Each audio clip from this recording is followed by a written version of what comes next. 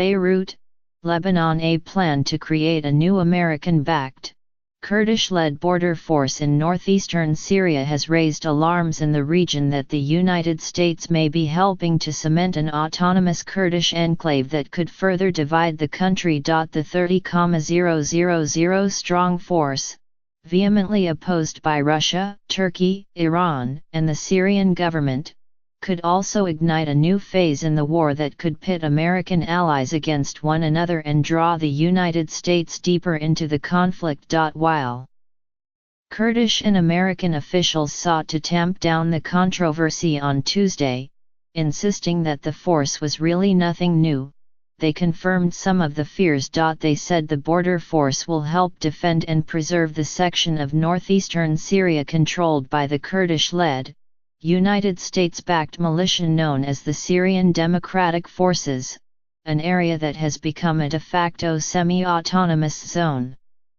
And they said that the United States was committed to backing the force for at least 2 years. The force will be essentially a restructured version of the Syrian Democratic Forces, or SDF, its spokesman, Mustafa Bali, said Tuesday.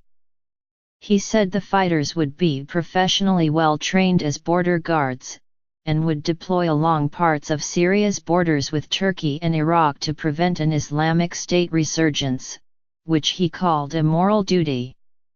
It would also, he said, hold the line between S.DF-held territory and areas held by Syrian government forces, roughly along the Euphrates River. The territory includes large swaths of land captured from the Islamic State by the SDF, the Kurdish and Arab militia that has been the United States' main partner in Syria against the militant group. But there has never been agreement on what would happen to that territory once the Islamic State was vanquished. The Kurdish party that dominates the SDF has always said the territory would remain as a self-governing part of a federalized Syria. American officials have said the United States would continue to support its allies in Syria, but they have been vague about how and for how long. The new force suggested a possible answer to that question. But the Syrian government and its allies Russia and Iran object to any division of the country. So do most Syrian opposition groups. The government led by President Bashar al-Assad wants to re-establish control over all of Syria and objects to American tinkering outside of a negotiated peace deal. Perhaps the angriest protests have come from Turkey, an American ally and NATO member. Turkey opposes the Syrian government, but considers the Kurds a dangerous enemy and fervently objects to a semi-autonomous Syrian Kurdish entity bordering its own Kurdish areas, where it is fighting Kurdish insurgents. Turkey has threatened to invade another Syrian Kurdish enclave, called Afrin, as soon as Wednesday. American analysts offered sharply diverging views on the significance of the new force, its impact on any potential peace plan, and how it fits into broader American policy on Syria. This is about making sure that ISIS is truly defeated and the conditions for its regeneration are eliminated, said Andrew J. Tabler, a Syria specialist at the Washington Institute for Near East Policy. This isn't to create a Kurdistan or an enclave in the long term. But Joshua M. Landis, a Syria specialist at the University of Oklahoma, said in an email that the United States was effectively backing an independent state north of the Euphrates River, one that controls a large portion of Syria's oil and gas reserves and its main electric dam, and that has its own army and Kurdish language school curriculum. It will become a de facto Kurdish-run state should the U.S. continue to protect and fund it, he said. Although the Americans have committed to protecting the area for 2 years, it remains to be seen if they will, or what would happen after that. Russia, Iran, Turkey, and the government in Damascus have all demonstrated that they are more invested, militarily and politically, to shaping the outcome in Syria than is the United States. Mr. Landis said the force could be less about a long-term commitment to the Kurds than a fig leaf for a continued American presence to counter Iran's forces there. Given those uncertainties, the Kurds are hedging their bets. They have worked not only with Americans but also, increasingly openly, with the Russians. By keeping channels open to the Russians, analysts and officials say, they gain leverage over the United States and Turkey, and an escape hatch to reconcile with the Syrian government if all else fails. On Tuesday, American and Kurdish officials sought to calm worries, saying that the troops will not be entirely Kurdish but their ethnic makeup will reflect the areas where they are stationed. These forces are not a threat against anybody, including Turkey, Mr. Bali, the SDF spokesman said. He said the Enclave would not break Syria apart but would be part of a new, more decentralized or federalized Syria.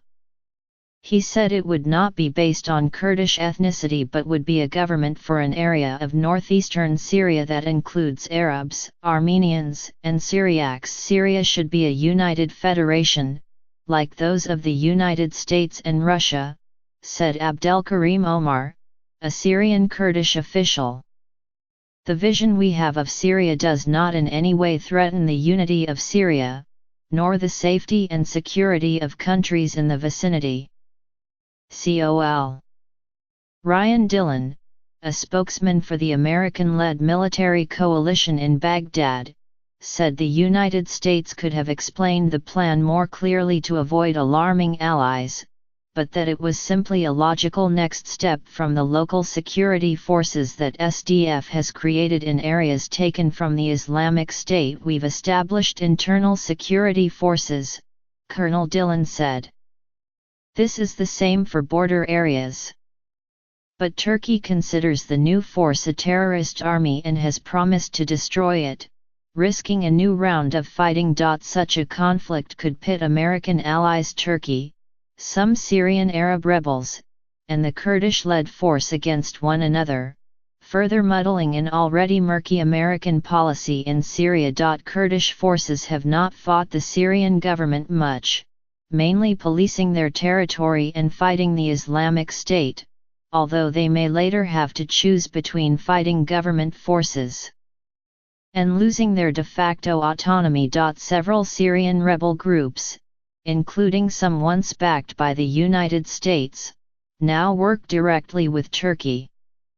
Last year, they seized an area along the Turkish border that separates the main Kurdish-held area from the smaller enclave, Afrin, which is now threatened with a similar incursion. The dispute is creating new bumps in the already rocky road to a negotiated settlement for the war. Preparations are underway for a new United Nations-led round of talks next week and a Russian-hosted Syrian dialogue conference in February in Sochi. But there is no agreement in any of the ongoing talks about the future of the Kurdish areas. Denied a separate Kurdish delegation at the United Nations-sponsored Geneva talks, Kurdish groups have been trying to get one in Sochi. But Turkey says it will pull out if Russia grants that request. Kurdish officials say that in a compromise, they will send 40 delegates to Sochi representing not the Kurdish ethnic group but the S.DF-held locally governed area. Meanwhile, the government led by Mr. Assad has shown no interest in decentralization, or in any reforms at all. But Kurdish officials say they are determined it won't go back to how it was before 2011. After all this, Mr. Omar, the Kurdish official, said. Another Kurdish official, who asked not to be identified because he was not authorized to comment on the matter, said the Kurds would not bow to Turkey or to the Syrian government. With rebel groups divided, he said, the SDF is the last coherent force left to push for change.